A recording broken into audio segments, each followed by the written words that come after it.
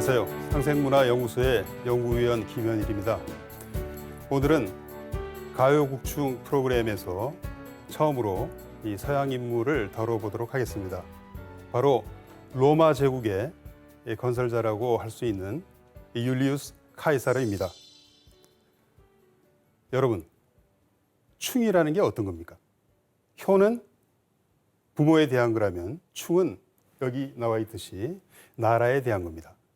그런데 왕정 시대에는 충이라는 게 어떤 것인지 간단했습니다. 상대적으로.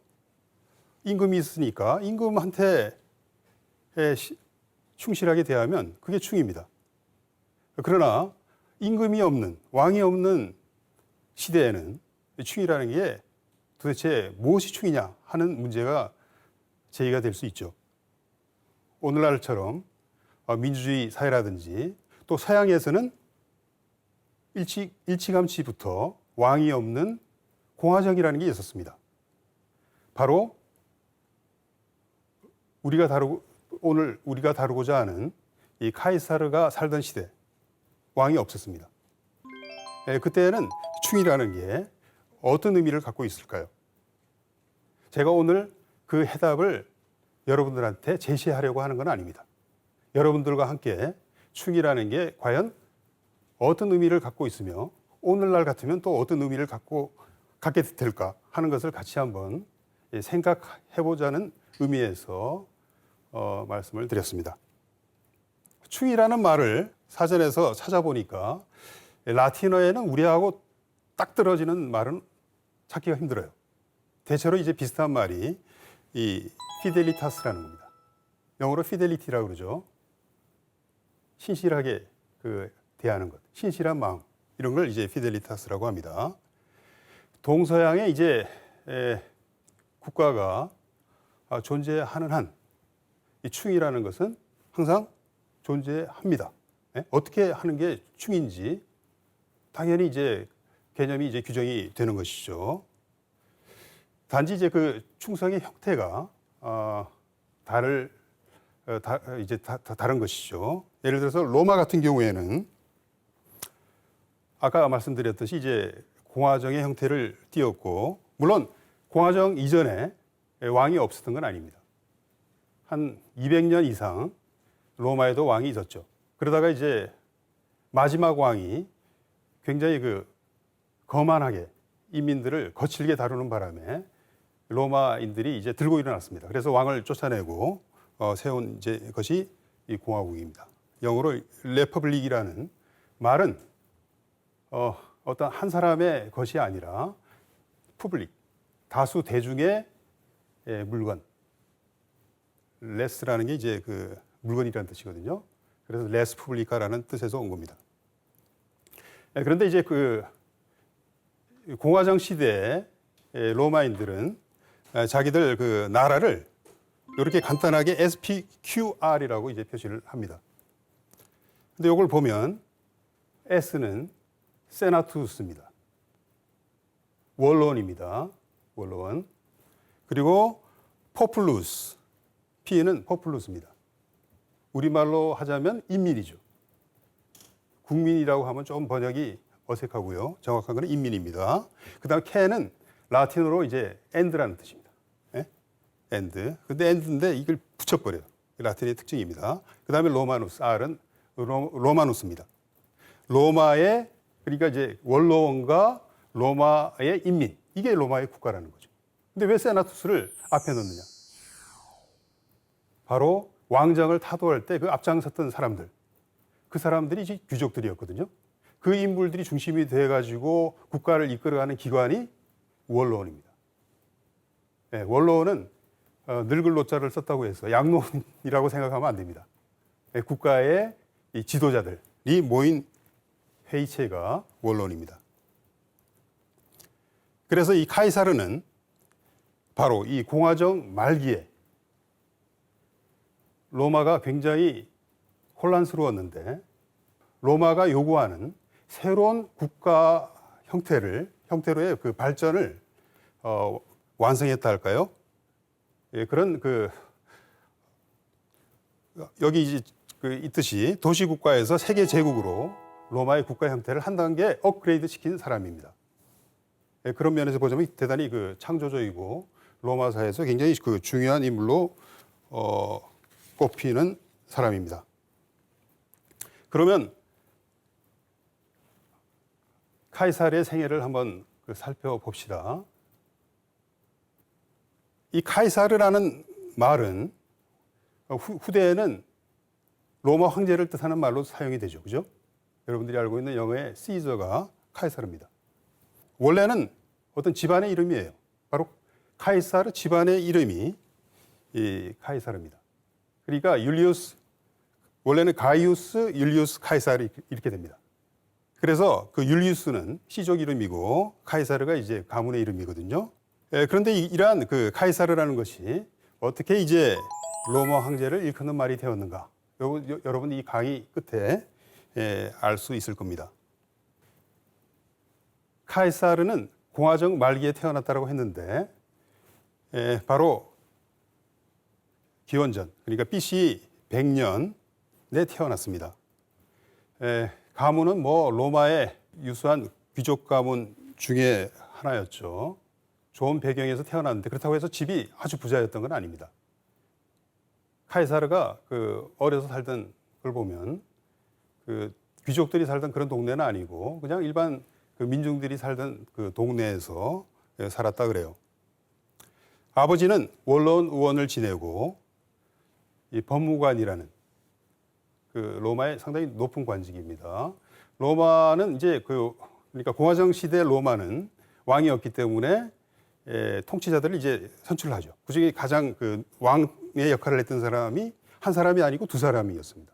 그걸 이제 콘술이라고 하는데 우리말로는 집정관이라고 이제 번역을 합니다. 그리고 또 밑에 이제 여러 관직들이 있는데 그러한 관직들 중에서 하나인 관직은 거의 없고 대부분이 복수로 존재합니다. 법무관만 하더라도 숫자가 10명이 넘어요. 그래서 그러한 그 법무관 중에 한 직책을 차지했던 인물입니다. 모친 이름도 알려져 있습니다. 아우렐리아 코타라고 해서 굉장히 현명하고 지성적인 여성으로 알려져 있습니다. 그 다음에 이제 카이사르 집안에서 자기 고모부가 로마 사회에서는 굉장히 유명한 인물이었는데 여러분이 아마 역사책을 읽어보면 로마 사회에서 많이 등장하는 인물입니다. 공화정 말기에 이 권력 투쟁, 민중파에 서가지고 권력 투쟁을 했던 그러한 인물이 마리우스입니다. 마리우스. 마리우스의 그러니까 이제 조카죠. 조카가 카이사르였습니다. 그러니까 집안 배경은 뭐 상당히 좋았다라고 이야기를 할 수 있습니다.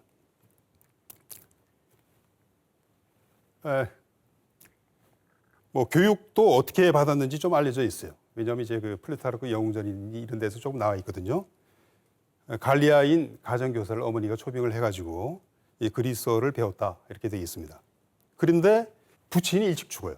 15살 때 부친이 돌아가시고 부친이 돌아가고 나니까 결혼을 시킵니다. 집안에서. 당시에는 정략 결혼이 일반적입니다. 특히 이 상류층 인사들은 뭐 애정 때문에 결혼하고 이런 게 아니고 집안의 어떤 가문 간의 어떤 전략이 있잖아요. 가문의 전략 때문에 어떤 집안끼리 이렇게 엮어지는 거죠. 이제 그래서 이제 킨나라는 사람의 딸 코르넬리아와 결혼을 하는데 이 킨나라는 사람도 상당히 유명한 인물입니다. 당시에 공화정 로마는 두 개의 당파가 있었어요. 하나는 벌쪽파라고 해가지고 원로원 의원들이 중심이 되어 있습니다. 그 다음에 또 하나는 그러한 원로원파에 대항하는 이 민중파가 있습니다. 포플라레스. 요 당파가 형성이 된 시기는 역사책을 읽어보면 포에니 전쟁 이후에 로마 사회가 양극화됩니다. 그러니까 많은 민중들이 몰락하고 또 부자는 더 부자가 되고 우리나라 요새 상황하고 좀 비슷한 것 같은데 그러니까 이제 민중들의 불만이 높았죠.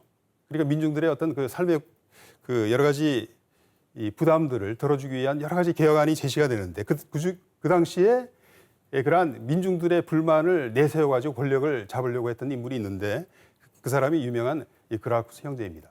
두 사람이에요. 가이우스 그라쿠스 그리고 그의 동생 티베리우스 그라쿠스. 아까 제가 말씀드렸던 이 플루타르크 영웅전에 또다시 로마의 영웅으로서 이제 그 두 사람이 다 입전이 되어 있습니다. 전기가 올라가 있다는 게 입전입니다.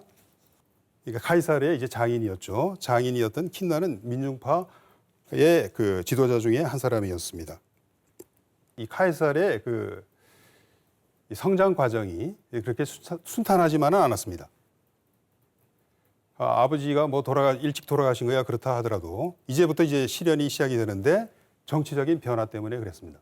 BC 82년에 치열한 권력 투쟁, 당시에는 거의 내전입니다. 오늘날 우리나라에서도 이 당파끼리 권력 투쟁이 벌어지잖아요, 그죠? 그런데 무기를 들고 싸우지는 않습니다. 국회에서 말로 싸우죠. 그리고 때로는 가두에 나가서 또 데모를 또 하기도 하죠. 그러나 무기를 들고 싸우면 그건 내전입니다. 로마 공화정 말기, 바로 이 시기가 그러한 내전이 여러 번 일어났던 시기입니다. 아까 이야기했던 그 벌쪽파의 그 우두머리가 술라라는 사람이었는데 이 술라파가 이 권력을 장악하고 그 반대파인 민중파를 숙청을 합니다. 숙청이라는 게 뭐 그냥 쫓아내는 정도가 아니고 살생부를 작성을 합니다. 그래서 죽여야 할 사람들의 명단을 작성을 하는데 그 살생부에 무려 4,700명이나 이름이 올라가 있었다 그랬죠. 그래서 그 사람들을 다 잡아 죽입니다. 그런데 이러한 그 술랍의 그 살생부에 이 카이사르가 올라와 있었던 겁니다. 그러니까 무슨 정치 활동을 한 것도 아닌데 단지 그 장인이 그 민중파의 중요한 인물이니까 위험하다는 거죠. 그래서 이제 이 카이사르도 살생부에 올랐는데 이 사람이 운이 좋았는지 아는 사람들이 술라한테 찾아가지고 쟤는 너무 아직 어리고 하니까 좀 봐줘라 해가지고 이제 죽지는 않습니다. 그래서 이제 그 당시에 술라가 저놈이 좀 위험스러운 인물로 자랄 가능성이 있긴 하지만은 저 한번 봐주겠다. 그 대신에 조건이 하나 있다. 코르넬리아와 이혼을 해라. 그 민중파의 그 거두의 딸이니까 이혼을 요구를 하기. 그런데 카이사르는 단칼에 잘라버립니다. 자기는 그렇게 할 수 없다. 그리고 도망을 가죠. 아시아 쪽으로 도망을 가는데 거기서 이제 그 몇 년간 아시아 속주에서 군대 내로 들어가게 됩니다. 당시에 이제 그 속주의 총독이 벌쪽파이긴 하지만은 워낙 이 카이사르가 당당하고 또 괜찮은 그 청년이니까 자기 밑에 이제 그 막류로 받아주게 되죠. 그래서 이제 몇 년간 거기 있다가 그 술라가 죽은 다음에 카이사르가 이제 귀국을 하게 됩니다. 8년, BC 78년이었는데 자기 집안 배경도 있고 하니까 공직에 진출을 하게 됩니다. 로마는 공직이라는 게 공직에 진출을 하려면 전부 다 선거에 나가야 돼요. 민중들을 대상으로 해서 선거운동도 해야 돼요. 그래서 이 한 단계 한 단계씩 그 높은 관직으로 이제 그 관직을 계단을 밟고 올라가서 최고 관직인 이제 뭐 콘술에 당선이 되면 최고 이제 로마의 권력 지위에 올라가서 뭐 이제 최고 출세하는 것으로 이제 여겨졌는데요. 바로 이제 이 카이사르도 그러한 단계를 밟게 됩니다. 그래서 처음에는 이제 그 트리부누스 밀리툼이라고 해가지고 밀리툼은 이제 영어로 밀리타리라는 뜻입니다. 트리부누스라는 거는 뭐 그 호민관 뭐 이런 뜻인데요. 여기서는 호민관은 아니고 트리부누스 밀리툼이라고 하면 그 대대장 정도의 군대 내 직책이에요. 그래서 이것도 무슨 사관학교를 나오는 게 아니고 선거를 통해서 이제 뽑히는 겁니다. 선출이 되는 겁니다. 그래서 이 군대 내에 입문을 하고 오늘날 우리나라하고는 달리 당시 로마에서는 출세하려면 일단 군대에서부터 복무를 해야 돼요. 다 그렇습니다. 그래서 콰이스토르에 선출이 됩니다. 이것도 역시 선출입니다.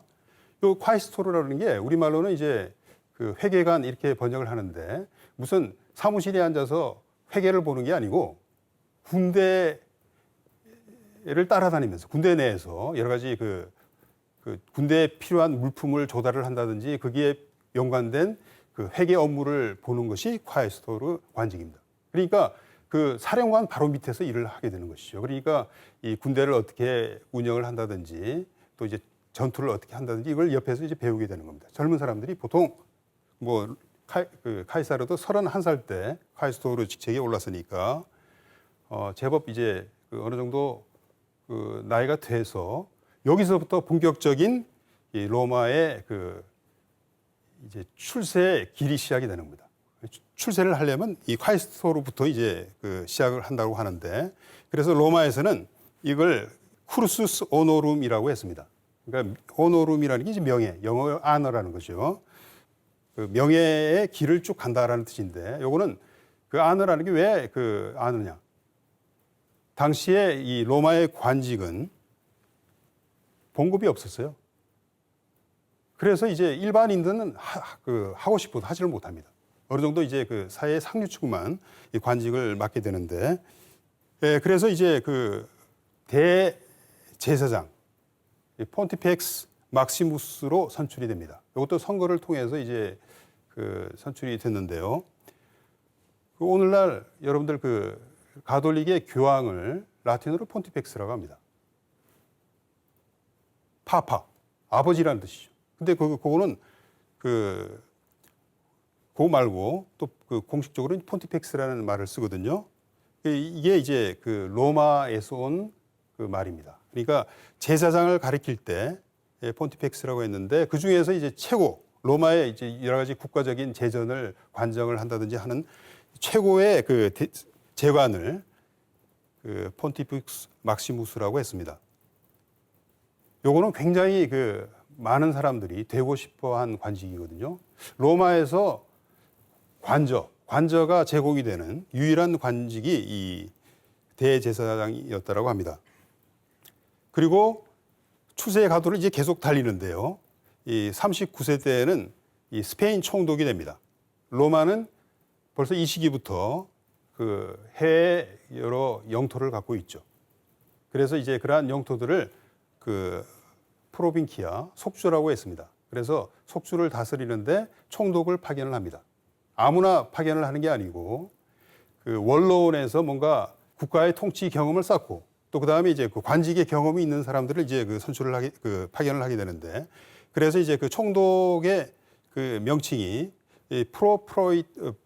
프라이토르라고 합니다. 프로는 앞이라는 뜻이죠. 옛날에 프라이토르를 역임했던 사람을 총독으로 이제 보내는 거죠. 그래서 이제 이 카이사르가 처음으로 이제 그 파견이 되었던 그 속주가 히스파니아, 울테리오르, 그 스페인 그 남쪽에 있는 그 속주가 이제 그 히스파니아 울테리오르였는데 여기에 가서 이제 성공적으로 이 속주를 통치를 하고 심지어는 그 옆에 있는 루시타니아라는 곳을 정복을 하게 됩니다.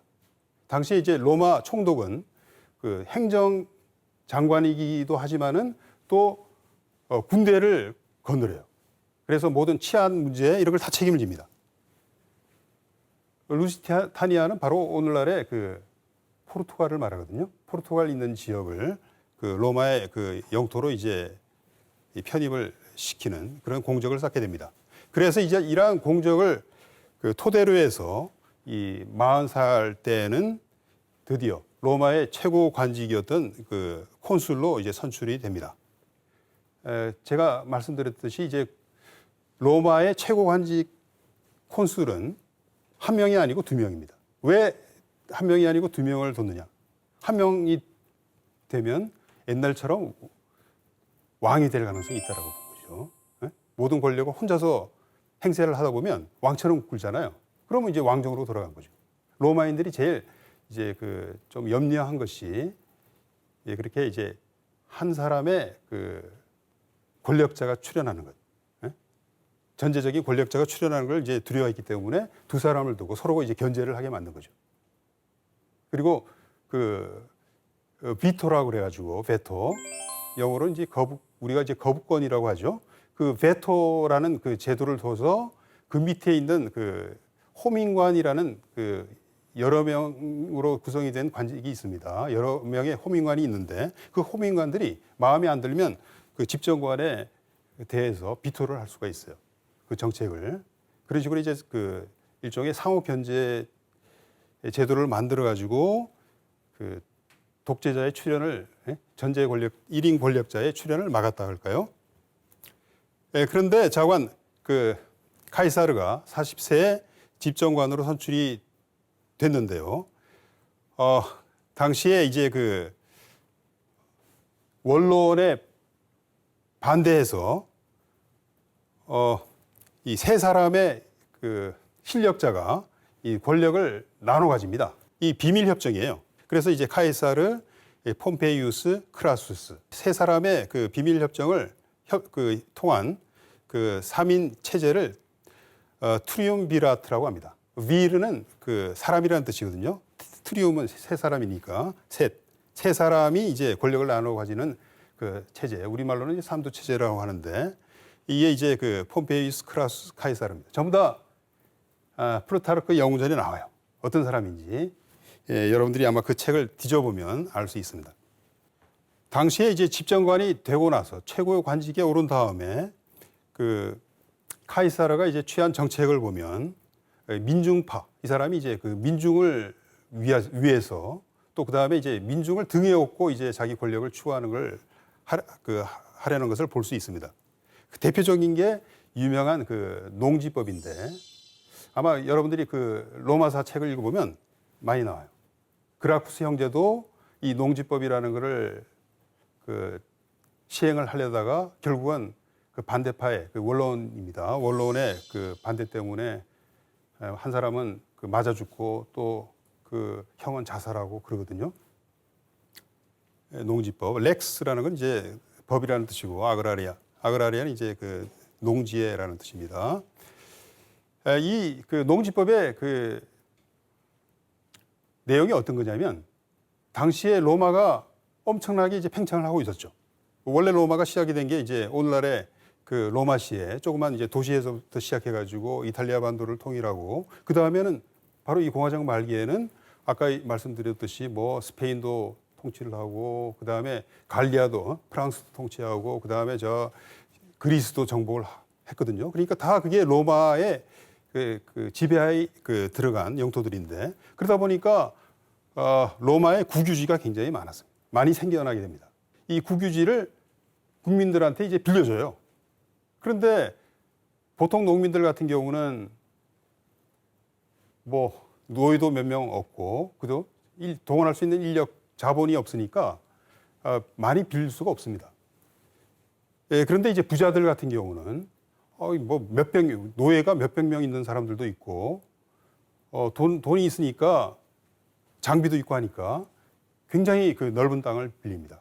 그래서 뭐 예를 들어서 뭐 대전만한 땅을 그 빌려서 마치 자기 땅처럼 이제 그 국가에 임대료만 바치면 되니까 그걸 이제 대대로 이제 상속을 하는 겁니다. 마치 사유재산인 것처럼. 그래서 이제 이 국유지 때문에 빈부격차가 더더욱 커져요. 그리고 그 국유지를 경작을 하려면 노예를 많이 수입을 해야 되잖아요. 그러니까 막 그 외국으로부터 많은 노예들이 수입이 됩니다. 그래서 이러한 것이 그 자영농을 위협을 하게 되고 이것 때문에 이제 이 민중파에서는 이 부자들이 많이 경작을 많이 보유하고 있는 이 국유지를 원래는 이제 그 일정한 제한이 법으로는 있습니다만은 그게 전부 다 무시가 되고 엄청난 이 국유지가 이제 소수의 손에 집중이 돼 있으니까 그걸 다 심사를 해가지고 불법적으로 점유되고 있는 국유지를 다 회수를 한 다음에 그것을 가난한 서민들한테 나눠주자.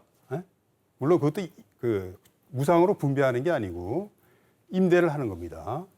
저렴하게 임대를 해서 그 농사를 지을 수 있도록. 이게 이제 유명한 그 농지법인데 로마의 그 공화정 말기에 일종의 계급 투쟁의 그 포커스가 되었던 게 초점이 되었던 게 이 농지법입니다. 그런데 이제 이 카이사르는 이 전에 수십 년 전에 그 그라쿠스 형제가 시행하다가 실패했던 이 농지법을 그 원로원을 통해서 이제 그 통과시키려고 했는데 원로원에서 반대를 합니다. 예?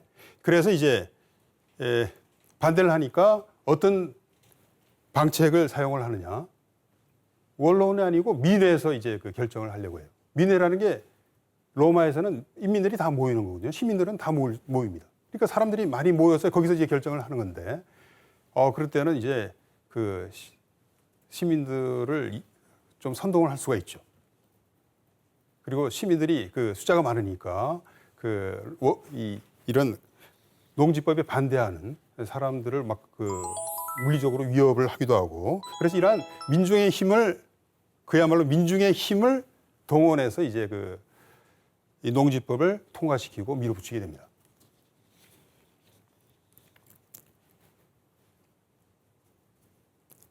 그래서 이것이 이제 그 로마 민중들 사이에서 카이사르의 인기를 높이는 아주 중요한 이제 계기가 되었습니다.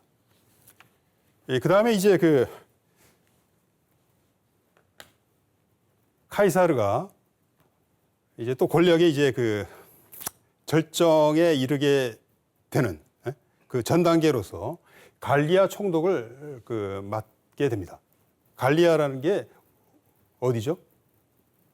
바로 오늘날의 프랑스 땅을 당시에는 이제 갈리아라고 했습니다. 오늘날의 프랑스뿐만 아니라 이 이탈리아 북쪽 지역도 갈리아 키잘피나라고 했습니다. 이쪽 편에 갈리아라는 뜻입니다. 산지 이쪽 편에 알프 산맥 너머가 아니고, 그래서 알프 산맥 너머 쪽은 갈리아 트란살피나, 그 다음에 이제 남쪽은 갈리아 키잘피나, 그리고 일리리움이라고 있습니다. 일리리아. 오늘날의 이제 슬로베니아와 크로아티아 지역인데 요새 동구 여행 갈 때 여기 많이 갑니다. 요 세 지역을 카이사르한테 맡기고 통치를 맡기고, 그 다음에 이제 임기도 예외적으로 긴 5년, 그리고 4개 군단을 통치를 위해서 이제 카이사르 수중에 맡기는 이런 파격적인 결정을 하게 되거든요. 그게 누가 하느냐? 실제로는 이 삼두, 세 거두가 모여서 그런 식으로 결정을 하게 되는 겁니다.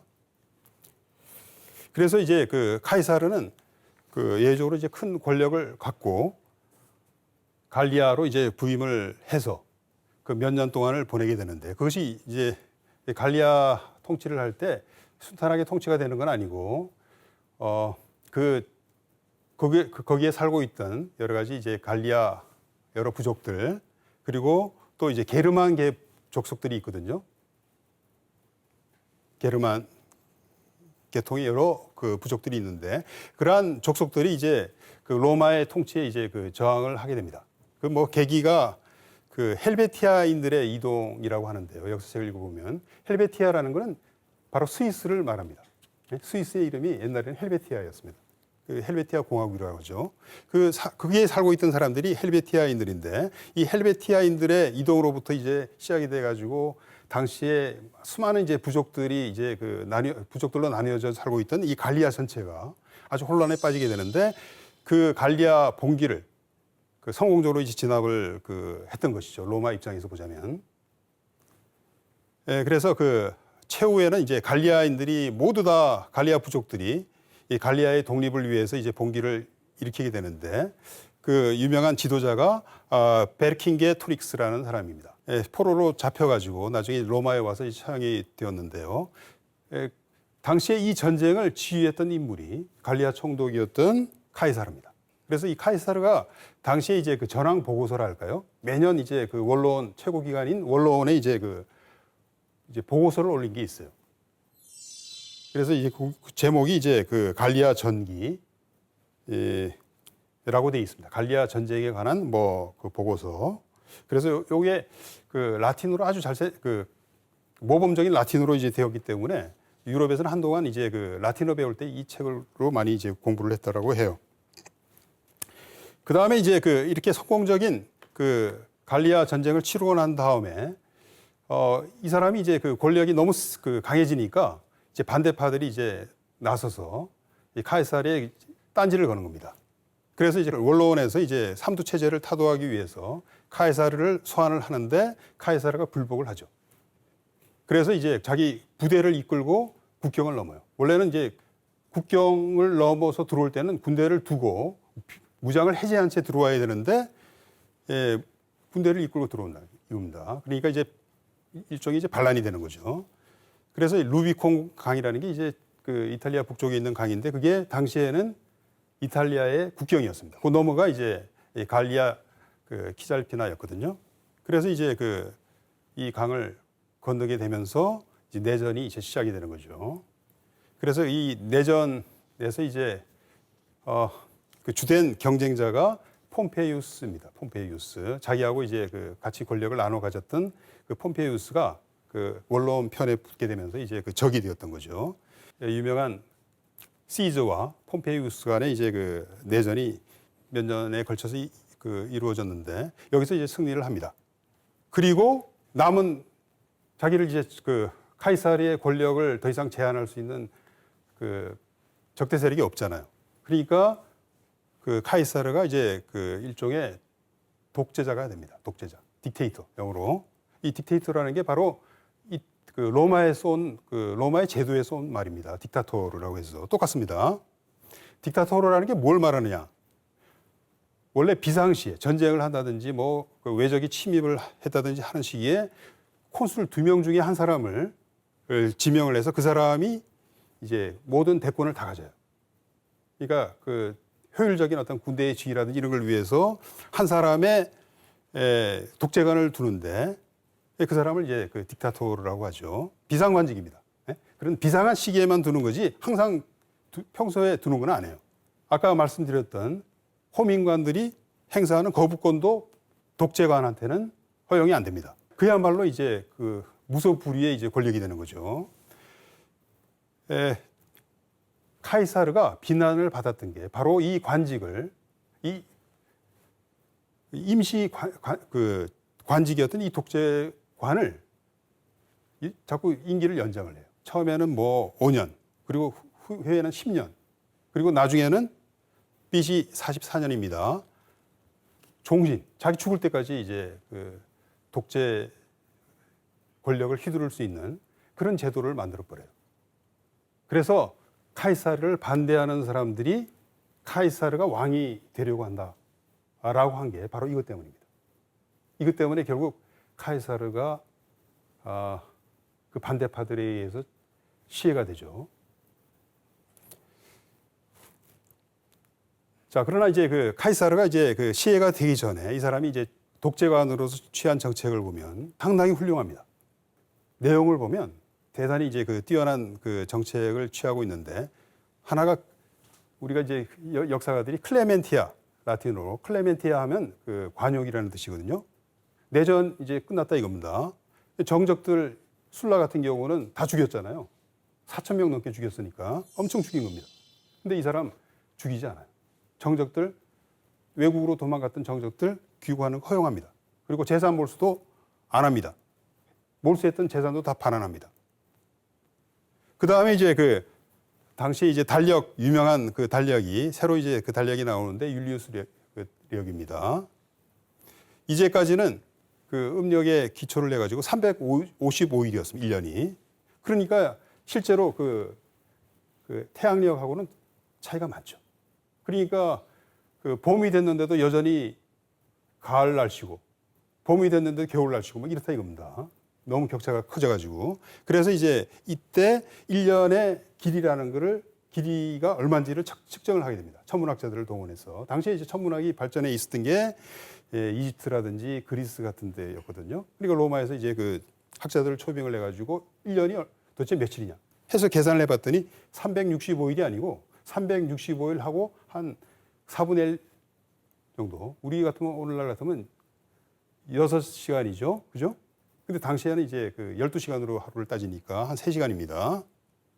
그래서 그 4년마다 이제 곧 약간 윤달을 둬가지고 하는 이제 그 맞추는 이제 그런 달력이 이제 확정이 되는데 이게 바로 카이사르가 이제 주관해서 이루어진 달력 개정입니다. 요게 1582년 지금도 사용이 돼요. 요 체제가 사용이 되는데 나중에 정확한 태양력과 또 이제 그 10몇 분 차이가 나거든요. 1년의 길이가. 그러다 보니까 이제 세월이 가면 누적이 되잖아요. 그래서 1582년에는 한 10일 정도가 차이가 났다 해서 이제 가운데서 10일을 줄여버려요. 그게 이제 그 그레고리우스 13세 교황의 그 이제 달력 개정이었습니다. 그러니까 기본적으로 이제 율리우스 달력이 이 이후에도 지금도 사용이 되고 있는 겁니다. 바로 이러한 달력 개정을 했던 인물이 이제 카이사르고, 그 다음에 또 하나 이제 중요한 정책입니다. 식민 정책. 식민이라는 게 이제 로마의 주민들, 특히 이제 제대 병사들을 살 수 있도록 새로운 속주로 이제 이전을 시키는 겁니다. 여러 가지 토지를 제공을 한다든지 돈을 준다든지 해서 그 사람들이 살 수 있는 여러 식민 콜로니아를 이제 건설을 하는데, 그 중에서 이제 카르타고, 코린토스라는 게 아주 유명한 예입니다. 카르타고는 예전에 전쟁에서 지는 바람에 싹 파괴가 됐어요. 이거 다시 이제 재건합니다. 코린토스도 마찬가지고요. 이 코린토스는 그리스에 있죠. 그 다음에 이제 시민권도 확대를 하게 되는데, 이런 면에서 보자면 굉장히 이 카이사르가 관대했다는 걸 알 수 있습니다. 속주민들을 포용을 하는 거죠. 로마 시민하고 이제 거의 같은 지위를 주는 겁니다. 요거는 여러분들이 로마에 가면 로마의 중심부에 있는, 대부분 폐허긴 하지만은 아직도 상당히 여러 가지 유적들이 남아있는 포로 로마노입니다. 로마의 광장이죠. 자, 그래서 이제 이 카이사르가 독재관으로서 종신 독재관이 되니까 사실은 이제 왕이 됐다 이겁니다. 그래서 이제 반대파들은 카이사르가 이제 왕이 되었다, 실제로 왕이 되려고 한다, 이렇게 이제 비난을 막 하게 되는 겁니다. 그래서 당시에 원로원과 민회에서 카이사르한테 여러 가지 이제 아첨하는 의미라든지 아니면 카이사르를 칭송해서 부여한 권한들이 있는데, 그걸 보면 굉장히 여러 가지 권한들이 주어진 것을 볼 수 있습니다. 그러니까 왕이나 거의 마찬가지예요. 이거 보면 아까 이야기했던 종신 독재권은 말할 것도 없고, 그 다음에 임페라토르라고 해서 이것도 칭호입니다. 칭호. 오늘날의 영어에서 황제를 엠피러라고 하죠. 엠피러라는 게 이제 임페라토르에서 온 겁니다. 그러니까 원래 개선 장군한테만 살짝 붙여주는 칭호였는데, 이 사람한테는 항상 붙여주는 겁니다. 그 다음에 이제 조국의 아버지, 엄청난 거죠. 조국의 아버지, 파테르 파트리아에. 그 다음에 이제 자줏빛 망토와 월계관 상치 착용권. 요건 아마 여러분들이 좀 잘 낯선 것일 텐데요. 로마 황제들이 입는 옷이 자줏빛 망토였습니다. 자줏빛 옷. 그것을 이제 이때부터 이 아주 고귀한 빛깔이라고 해서 카이사르한테 이제 허용을 하고 다른 사람들은 입지 못하게 합니다. 그래서 이후에 황제들의 옷이 돼요. 라틴어는 푸르푸라라고 하는데, 푸르푸라, 퍼플이죠. 퍼플 영어로는. 그 다음에 여러 가지 이제 특권들이 있는데, 그 중에 하나가 공무원 임명권입니다. 이 하급 공무원들을 민의 승인 없이 마음대로 이제 카이사르가 임명을 하는, 자기 마음에 드는 사람들을. 그 다음에 이제 또 하나 권리가 주화의 얼굴을 새길 수 있는 권리. 그래서 이제 당시에 로마에서 제작된 주화가 있는데, 보면 한쪽은 이제 카이사르의 얼굴이고, 반대쪽은 이제 여신의 모습이 새겨져 있어요. 신과 거의 같은 지위에 있는 거죠. 그래서 이러한 로마 공화정의 정신하고는 좀 맞지가 않는 그러한 권력 집중이 이제 카이사르 수중에 이루어진다 이겁니다. 카이사르가 너무나 성공했기 때문에 아마 저런 권력 집중이 이루어졌다고 할 수 있는데, 결국 이것이 카이사르 자신의 이제 암살로 귀결된다 할까요? 역사라는 게 그런 것 같습니다. 너무 성공하면 또 이제 그에 대한 여러 가지 부작용이 이제 나오게 되니까, 살해된 날짜가 BC 44년 3월 15일, 로마인들은 이데스라고 했어요. 보름달이 뜨는 날을 이데스라고 했습니다. 그래서 이데스 마르스 3월 15일 날 그 원로원 회의에서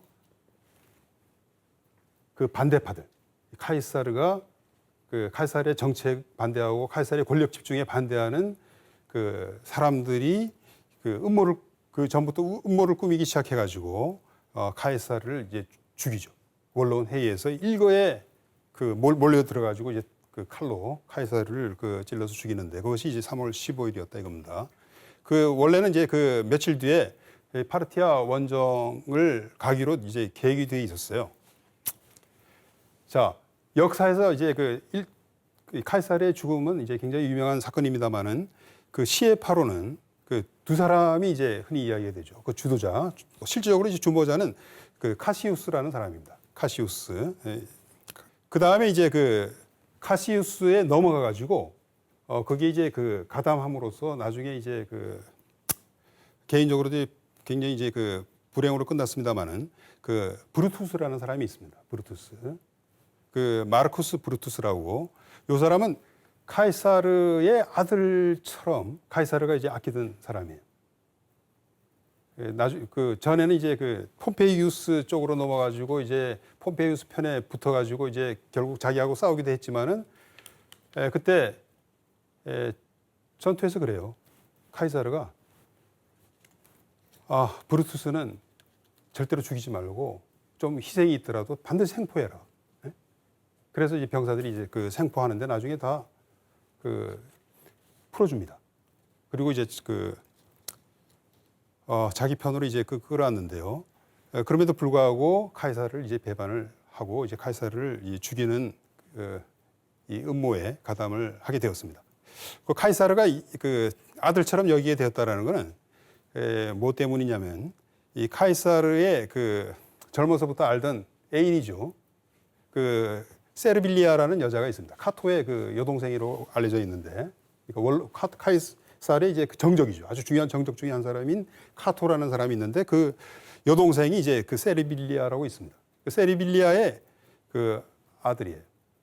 아들인데 이제 뭐 소문에 의하면 뭐 그 카이사르의 아들일 수도 있다 이렇게 이야기를 하는데 카이사르가 뭐 15살 때 처음 사귀었다고 하니까 그때 뭐 그런 관계를 가진 것인지는 저도 모르겠습니다만은 좌우간 그 아끼던 이제 그 브루투스가 그 카이사르의 그 시에파에 그 가담을 그 했는데요. 요 카시우스 같은 경우는 굉장히 과격하고 성격이 좀 와일드했던 모양입니다. 근데 이 브루투스 같은 경우는 그렇지가 않아요. 굉장히 부드럽고 인격적으로 아주 뛰어난 사람이라 가지고 로마에서는 누구나 다 존경하고 굉장히 그 좋은 평가를 내리던 사람입니다. 철학에도 아주 깊은 조예를 갖고 있던 그 젊은 사람이었죠. 그 다음에 또 그 한 사람의 그 브루투스가 있는데 카이사르의 그 참모였습니다. 갈리아에 나가서 통치할 때 그 참모였는데 카이사르가 그 유서에 그 두 번째 상속자로 지명을 그 했던 인물입니다. 그래서 이제 그야말로 카이사르 파인데도 불구하고 이제 그 카이사르 그 살해 음모에 이 가담을 하게 되었던 거죠.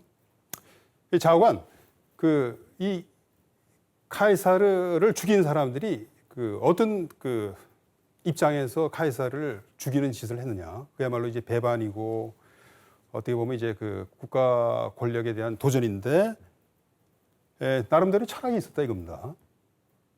카이사르가 공화정의 제도를 무너뜨리고 왕이 되려고 한다라는 겁니다. 그러니까 폭군이 되려고 한다라는 거죠. 그래서 실제로 그 사람들이 이제 그 카이사르를 그 원로원에서 죽이고 나서 바깥으로 뛰쳐나가가지고 민중들한테 그 연설을 하는데 뭐라고 하느냐? 폭군은 죽었다 이거. 카이사르를 폭군으로 모는 것이죠. 그 다음에 자유는 회복되었다. 그러니까 카이사르가 자유를 빼앗아 갔다 이겁니다. 이거는 뭐 어떻게 보면 좀 선동이죠. 사실과 꼭 맞는 건 아니고 카이사르가 폭군이라고 말할 수는 없어요.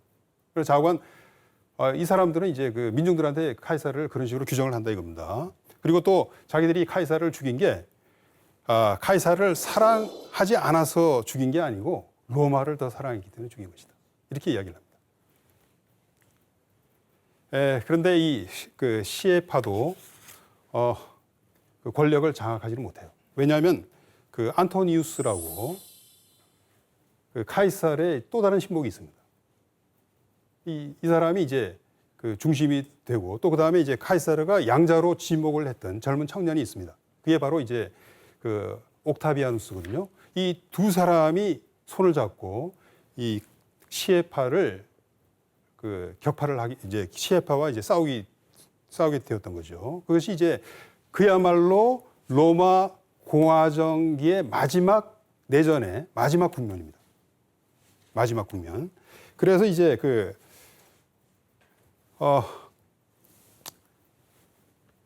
옥타비아누스 그리고 아까 이야기했던 안토니우스, 마르쿠스 안토니우스 그리고 이제 또 한 사람 이제 카이사르 신복이 또 한 사람이 있는데 이 사람은 이제 주된 역할을 한 건 아니에요. 그래서 이 세 사람이 이제 그 손을 잡고 그 시에파와 전쟁을 하게 됩니다. 요 인물은 바로 이제 그 카이사르의 양자였던 정확하게는 이제 그 외손녀의 아들이에요. 그래서 아버지가 이제 일찍 돌아가고 그다음에 이제 그 어머니가 이제 재가하는 바람에 그 자기 외할머니 집에서 이제 그 외할머니 집이니까 카이사르 집이에요. 카이사르 집에 와서 살았기 때문에 카이사르가 이제 그 양자처럼 이제 자기 아들처럼 생각하고 결국은 이제 유서에서 그 자기 그 상속자로 지명을 했던 인물입니다. 그 유서라는 게 죽기 직전에 쓴 게 아니고 항상 그 죽기 훨씬 이전에 준비해 두는 겁니다. 그래서 이제 그 마지막 그 내전이 일어나고 옥타비아누스하고 안토니우스가 이제 권력을 잡고 그런데 이 두 사람이 또 싸웁니다. 그래서 이제 그 최종적인 승자가 옥타비아누스죠. 이 옥타비아누스는 바로 우리가 로마 최초의 황제라고 부르는 사람입니다. 아우구스투스라고도 부르죠. 이 카이사르는 그 사후에 원로원에 의해서 이제 국가의 신으로 추존이 됩니다. 신과 같은 존재가 되는 거죠. 그러니까 옥타비아누스는 자신을 신의 아들로 이제 내세울 수 있게 되는 겁니다. 그래서 후대에 로마 황제의 신격화가 바로 여기에서 이제 연유하는 거예요. 이 기독교에서 이제 받아들일 수가 없었던 게 그 사람을 이제 신으로 떠받드는 것 이것이었죠. 내전에서 이제 최종적으로 승리한 옥타비아누스에 의해서 이제 구축된 체제를 역사에서는 원수정이라고 합니다. 좀 한자 말로 써가지고 원수라는 게 이제 프린캡스, 우두머리라는 뜻입니다. 그 원로원의 우두머리로서 이 옥타비아누스가 여러 가지 이제 권력을 잡게 되는데 그 권력 체제를 국가 체제를 이제 프린키파투스라고 합니다. 그런데 이게 한마디로 이야기를 하자면 공화정의 형식을 유지하면서 실제 권력을 다 자기 손에 넣은 거예요. 군사, 행정 뭐 이런 거, 종교적인 아까 이야기했던 그 대제사장도 자기가 하고. 그러나 그 형식은 이제 권력을 원로원과 인민이 부여하는 형식으로 돼 있다는 겁니다. 로마의 그 제정 시대가 이제 이것으로 인해서 개막이 되는 겁니다. 자, 카이사르에 대한 이제 평가를 좀 내리면서 오늘 강의를 마무리하겠는데요. 카이사르는 로마 민중이라든지 속주민의 요구를 적극적으로 반영을 하게 됩니다. 그 원로원이 중심이 되었던 벌적파하고의 차이입니다. 그 다음에 또 하나 아까 클레멘티아라고 했죠. 관용. 적들에 대해서도 관용을 베푼다. 포용과 관용의 정치. 그 다음에 세 번째 뛰어난 리더십입니다. 이 병사들과 민중의 열렬한 지지가 있기 때문에 그 권력을 잡았던 거예요. 최고의 권력을 잡고 또 이제 그 권력이 너무나 이제 한 사람 자기 손에 집중이 되었기 때문에 이제 그 부정적 시해를 당하게 되기도 했지만 말입니다. 그 다음에 이제 아까 요거는 이제 모나르키아라는 거는 이제 한 사람이 통치하는 체제, 모나키, 영어로 모나키 하면 군주정이잖아요. 이 군주정과 같은 그런 그 정치 형태를 취하게 띄게 되었기 때문에 요게 이제 또 시에파에 의해서 이제 비난을 받았던 원인이 되었죠. 그 다음에 요거는 제가 말씀을 안 드린 겁니다만은 이 빚도 엄청나게 졌어요. 젊어서부터 엄청나게 돈을 꿔댑니다. 필요하면 엄청나게 돈을 빌려요. 근데 조금 더 유책이 안 됩니다. 나중에 이제 그 빚도 많이 청산을 승전을 하면서 여러 군데 이제 그 전쟁을 해서 전리품을 취득하면서 이제 그 빚도 갖고 하는데요. 로마사의 진정한 영웅이라고 할 수 있습니다. 왜? 영웅이라는 게 뭡니까? 시대의 요구를 구현한 인물이 영웅입니다. 헤겔은 그런 식으로 이야기를 했습니다. 카이사르야말로 로마의 으뜸가는 영웅이었다. 이렇게 이야기를 할 수 있습니다. 자, 우리가 충이라는 게 국가에 대한 봉사죠. 결국은 그 국가가 요구하는 게 무엇인가? 시대마다 다를 겁니다. 당시에 로마는 어떤 것을 요구했는가? 제가 이제 말씀드린 이제 그런 겁니다. 그런 것들을 실현한 인물이 이 율리우스 카이사르였다. 그래서 카이사르는 로마의 영원한 영웅으로 남아있다. 이렇게 이야기를 할 수 있습니다. 저는 영웅이라는 게 결코 행복한 행복한 삶을 사는 사람이라고는 생각을 하지 않습니다. 많은 영웅들이 보면 엄청난 업적을 이루지만은 비극적인 종말을 맞이하는 경우가 많습니다. 알렉산더 그랬죠. 카이사르도 마찬가지입니다. 자, 카이사르의 개인적인 비극 이야기를 해볼까요? 아까 이야기했던 그 반대파들, 심지어는 자기가 아끼던 그런 사람들에 의해서 칼에 맞아 죽잖아요. 그것뿐만 아니라 첫째 부인, 출산 중에 죽었습니다. 애 낳다가 죽은 거죠. 둘째 부인 폼페이하고는 그 근거도 없는 추문 때문에 이혼을 하게 됩니다. 딸 하나 있었습니다. 율리아라고. 자기하고 경쟁을 했던 그 폼페이우스에게 시집 가서 이 사람도 이제 애를 낳다가 죽었습니다. 그 다음에 아들은 딱 하나 낳았습니다. 옥타비아누스는 자기 양자라고 했죠. 옥타비아누스는 자기가 낳은 아들이 아니고 그 외손녀의 아들이라고 했고, 유일한 혈육 아들은 케사리온이라고 해서 케사르의 작은 케사리온이라는 케사르라는 뜻이죠. 케사리온. 바로 그 누굽니까? 이집트의 여왕. 예? 누구죠? 클레오파트라 사이에서 난 아들입니다. 12살 때까지 살아있어요. 그런데 양자 옥타비아누스가 권력을 쥐게 되니까 카이사르의 혈육이 살아있다. 아, 이거 안 된다 이겁니다. 언제 자기 권력에 대해서 위협이 그쪽에서 올지 모르기 때문에 죽여라 해서 이제 마지막 혈육이었던 케사리온도 죽게 됩니다. 자, 개인적인 비극이죠. 비극적으로 죽고 또 자기 혈육들, 부인들 행복하게 살지를 못했습니다. 그러나 그렇다고 해서 카이사르의 업적, 역사 속에 남긴 그 빛들이 조금 더 위축이 되는 건 아닙니다. 영웅의 삶이라는 게 그런 것인가 봅니다. 감사합니다.